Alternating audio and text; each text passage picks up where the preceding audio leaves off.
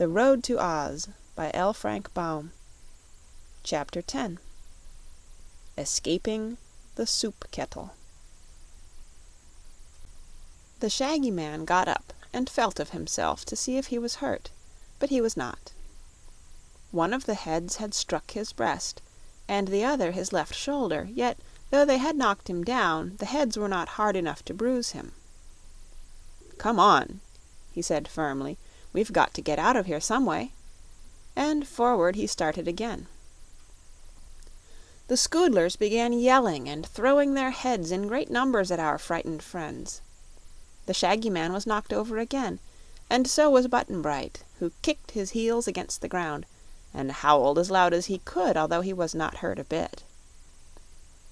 One head struck Toto, who first yelped and then grabbed the head by an ear and started running away with it.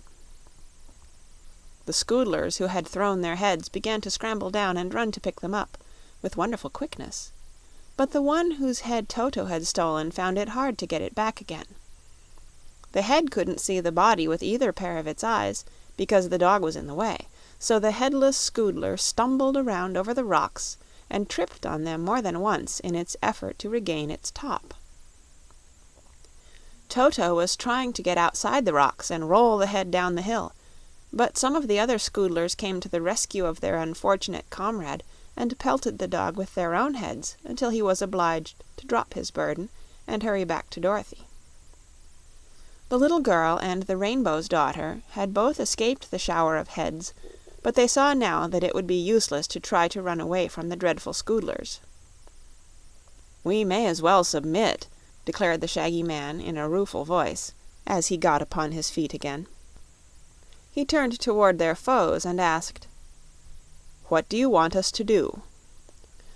"Come!" they cried in a triumphant chorus, and at once sprang from the rocks and surrounded their captives on all sides. One funny thing about the Scoodlers was they could walk in either direction, coming or going, without turning around, because they had two faces and, as Dorothy said, two front sides, and their feet were shaped like the letter T turned upside down. They moved with great rapidity, and there was something about their glittering eyes and contrasting colors and removable heads that inspired the poor prisoners with horror and made them long to escape. But the creatures led their captives away from the rocks and the road, down the hill by a side path, until they came before a low mountain of rock that looked like a huge bowl turned upside down. At the edge of this mountain was a deep gulf, so deep that when you looked into it there was nothing but blackness below.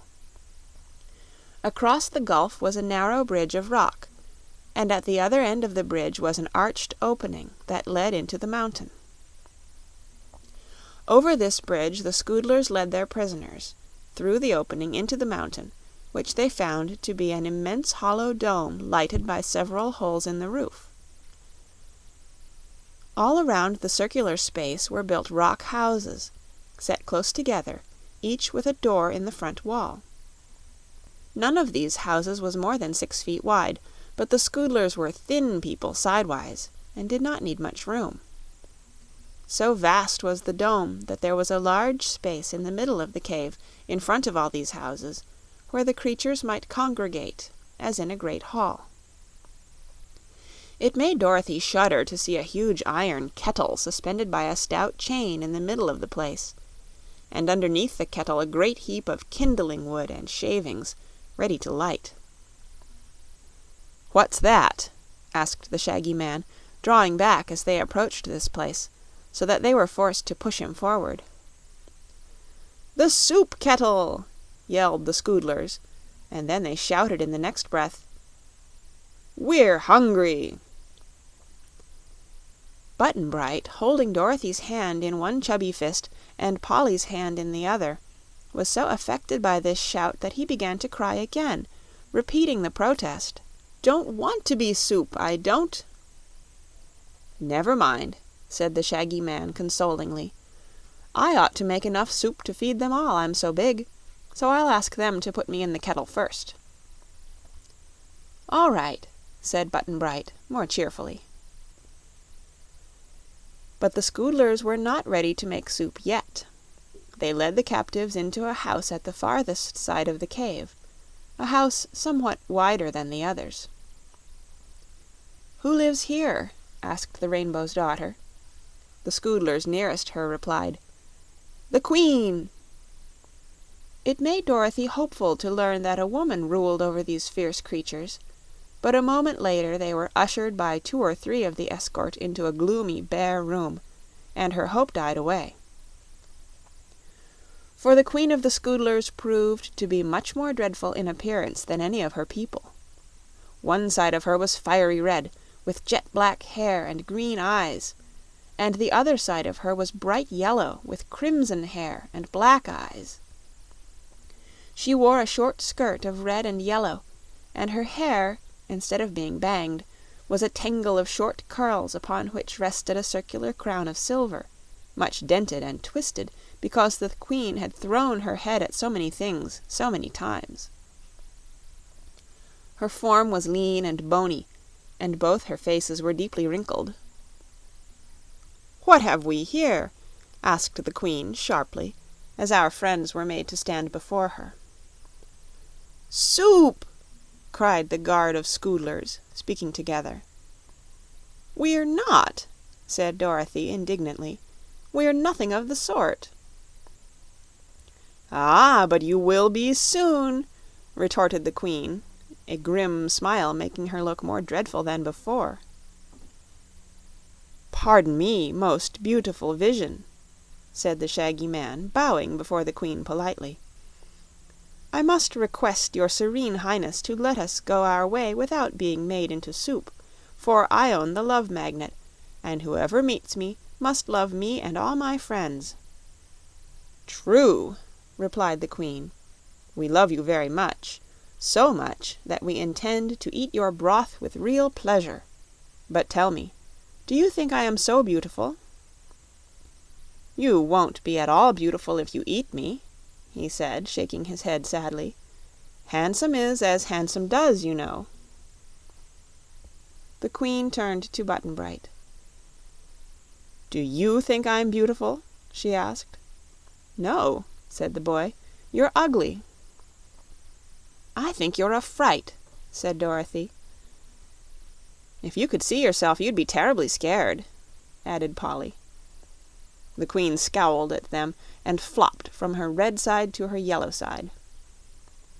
"Take them away," she commanded the guard, "and at 6 o'clock run them through the meat chopper and start the soup kettle boiling, and put plenty of salt in the broth this time, or I'll punish the cooks severely." "Any onions, your Majesty?" asked one of the guard. "Plenty of onions and garlic and a dash of red pepper. Now go!" The Scoodlers led the captives away and shut them up in one of the houses, leaving only a single Scoodler to keep guard. The place was a sort of storehouse, containing bags of potatoes and baskets of carrots, onions, and turnips. "These," said their guard, pointing to the vegetables, "we use to flavor our soups with." The prisoners were rather disheartened by this time, for they saw no way to escape and did not know how soon it would be 6 o'clock, and time for the meat chopper to begin work. But the Shaggy Man was brave, and did not intend to submit to such a horrid fate without a struggle. "I'm going to fight for our lives," he whispered to the children, "for if I fail we will be no worse off than before, and to sit here quietly until we are made into soup would be foolish and cowardly." The Scoodler on guard stood near the doorway, turning first his white side toward them and then his black side, as if he wanted to show to all of his greedy 4 eyes the sight of so many fat prisoners. The captives sat in a sorrowful group at the other end of the room, except Polychrome, who danced back and forth in the little place to keep herself warm, for she felt the chill of the cave. Whenever she approached the Shaggy Man, he would whisper something in her ear, and Polly would nod her pretty head as if she understood. The Shaggy Man told Dorothy and Button-Bright to stand before him while he emptied the potatoes out of one of the sacks. When this had been secretly done, little Polychrome, dancing near to the guard, suddenly reached out her hand and slapped his face, the next instant whirling away from him quickly to rejoin her friends. The angry Scoodler at once picked off his head and hurled it at the Rainbow's Daughter, but the Shaggy Man was expecting that and caught the head very neatly, putting it in the sack, which he tied at the mouth. The body of the guard, not having the eyes of its head to guide it, ran here and there in an aimless manner, and the Shaggy Man easily dodged it and opened the door. Fortunately, there was no one in the big cave at that moment, so he told Dorothy and Polly to run as fast as they could for the entrance, and out across the narrow bridge. "I'll carry Button-Bright," he said, for he knew the little boy's legs were too short to run fast. Dorothy picked up Toto, and then seized Polly's hand and ran swiftly toward the entrance to the cave. The Shaggy Man perched Button-Bright on his shoulders and ran after them. They moved so quickly, and their escape was so wholly unexpected that they had almost reached the bridge, when one of the Scoodlers looked out of his house and saw them. The creature raised a shrill cry that brought all its fellows bounding out of the numerous doors, and at once they started in chase. Dorothy and Polly had reached the bridge and crossed it when the Scoodlers began throwing their heads.